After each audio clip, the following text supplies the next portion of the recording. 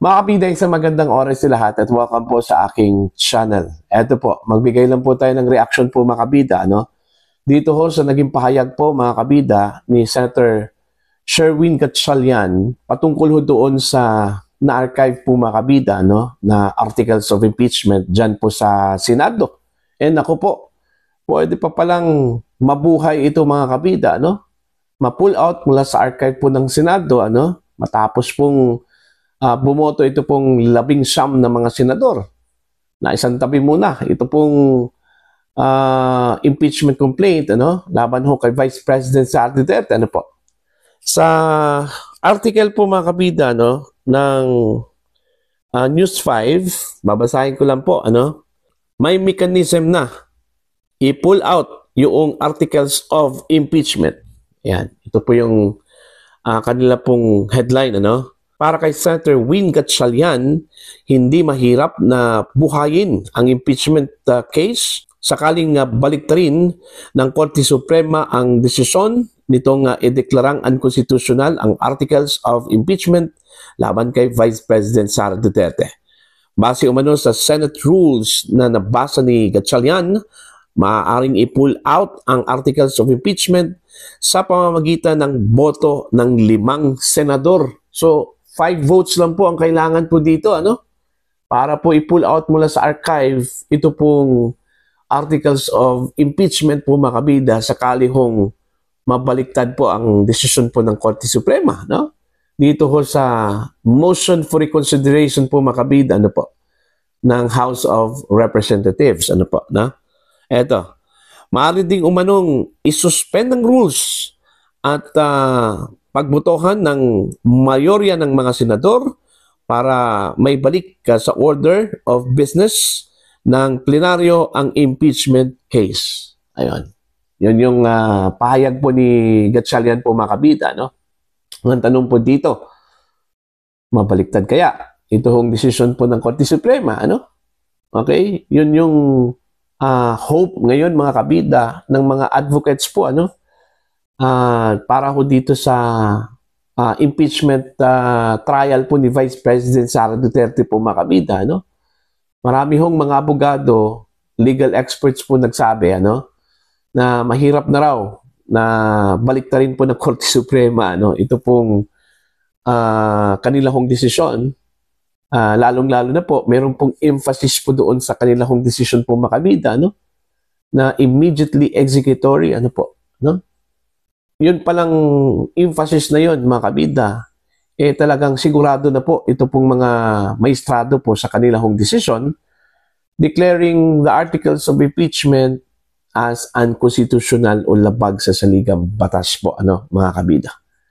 Maliban po dyan, meron pong 3 elemento po, mga kabida, ang nakapaloob po sa naturang desisyon, which is, according to Senator Rodante Marcoleta, pinakamabigat daw yun, mga kabida, na basihan kung bakit ganun yung naging desisyon, Ibinasura mga kabida yung articles of impeachment. Unang-una po, labag sa saligang batas po mga kabida, unconstitutional. Pangalawa po mga kabida, void ab initio. Anong ibig sabihin? Right from the very beginning po mga kabida, wala na pong visa po yun, mga kabida. Invalid na po. Pangatlo po mga kabida, ang articles of impeachment po according to the Supreme Court ay lumabag po sa provision po mga kabida ng due process, okay, ng ating saligang batas. So itong 3 elemento po mga kabida, according to Senator Marcoleta, ito daw yung kinakatakutan po ng mga abogado po na mapabilang po sa desisyon po mga kabida ng Korte Suprema. Pag meron pong ganito pong mga elemento, mga kabida, tapos na po yung laban, Tapos na po yung boxing, mga kabida, Kaya, yung inaasam po ng mga miyembro po ng House of Representatives, na nagbaka sakaling mabaliktad ng Korte Suprema, yung kanilang naunang desisyon, it's in their dream po, mga kabida, Ibig sabihin, hanggang panaginip lang po yun. Okay? Mga kabida. Kasi po, yung 13 mga maestrado, imposible po mga kabida, na baliktarin yung kanilang naunang desisyon. Ano? Although may instances daw mga kabida, ano, sa history po ng Korte Suprema na yung kanilang unanimous decision ay nabaliktad, ano, mga kabida. Katulad na lang po doon ho daw sa sinight po ni Senator Risa Hontiveros about BT Talong, ano? Unanimous decision yun, ano, mga kabida, pero nabaliktad daw yun. Pero according to CJ Hero, ano, isa pong dating beauty titleist mo mga kabida at news anchor po, ano, mga kabida, iba daw yung kaso po ng BT Talong, ano? Kaya daw, binaliktad po ng Korte Suprema yun kasi nagkaroon po ng booth ang naturang desisyon, ano, mga kabida. Kumbaga, nakansila yun. Okay? Yung pagpapatupad po ng BT Talong. So, ano pang silbi po ng desisyon, ano, mga kabida? Nakansila eh. Okay? Kumbaga, na-stop yung implementation po ng BT Talong po, mga kabida. Bago po naglabas po ng desisyon ang Korte Suprema, ano? So, binaliktad po nila, yun mga kabida. Alright? Kasi tapos na po eh. Nakansila eh. Hindi po itinuloy. Iba yung case po ng BT Talong dito po sa kaso po ni Vice President Sara Duterte. Kasi malinaw po ito mga kabida na unconstitutional po ito. At hindi lang po unconstitutional, void ab initio pa. Okay? At meron pong nilabag, okay, na provision po ng due process, ito pong articles of impeachment po na inihain po ng House of Representatives. Ano po? Diyan po sa Senado, mga kabida. So, yun, ano? Yun palang katagang immediately executory, ano, na nilagay po sa desisyon po ng Korte Suprema, mga kabida. Malinaw po yun. Malabo na po, ano? Malabo na pong mabaliktad yung desisyon po. Kasi pantakin nyo, ha? Kung pwede pang baliktarin po ng Korte Suprema yung nauna po nilang desisyon tapos naglagay po sila ng immediately executory. Okay? So, anong mangyayari po ngayon? In-archive na po ng Senado yung articles of impeachment. Ano? So, ibabalik because of the reversal of the decision. Ano? Ganun po ba yun? Mga kabida? Kung ganun po mga kabida na baliktarin po ng Korte Suprema yung nauna po nilang desisyon tapos may nakalagay po na immediately executory. Para bang magmukhang katawa-tawa ito pong Korte Suprema ho dito mga kabida, no? Kaya nga, sabi po ng ilang mga abogado, mahirap na pong mabaliktad ito hong kanilang desisyon. At kumbaga, slight chance lang po. Yung posibilidad na baliktarin po ng Korte Suprema yung kanilang naunang desisyon, mga kabida.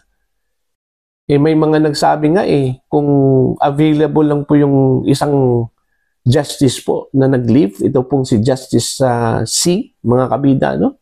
Baka daw bumoto daw ito, pabor dito ho sa pagbasura ho, sa articles of impeachment, declaring it as unconstitutional, mga kabida, void ab initio, at violative po doon ho sa provision po ng due process po, mga kabida. So, yun po, malabo po sigurong i-pull out po yan.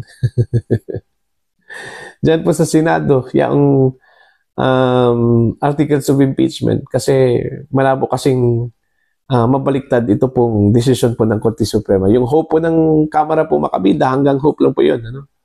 Okay? Hanggang hope lang po yun at sana'y mag-move on na po dito ho sa impeachment complaint po, laban ho sa Vice Presidente po ng Pilipinas. Antayin na lang po yung February 6. Kasi yung February 6 po makabida sa susunod na taon, yun yung nakatak ng petsa po makabida, para ho mag-isang taon po itong pagsampa po makabida ng impeachment complaint dyan po sa House of Representatives. So, pwede na pong magsampa ulit ng panibagong impeachment complaint po makabida dyan po sa House on February 6, 2026. So, paghandaan na lang po nila yan. At sana po, sa pagkakataon na yan po makabida, pagbutihin na po nila ito hong kanilang kaso po laban ho sa Vice Presidente. Sana dumaan na po sa tamang proseso at hindi po lumabag po makabida sa ating saligang batas. Alright? Para po sa inyo, ano po ang inyong komento at pananaw po dito mga kabida? Please comment down. Sa mga hindi pa po subscriber sa aking channel, please subscribe. Just click the subscribe button, click the notification bell, click all para updated po kayo mga kabida sa aking mga uploads. Maraming salamat po sa inyo lahat.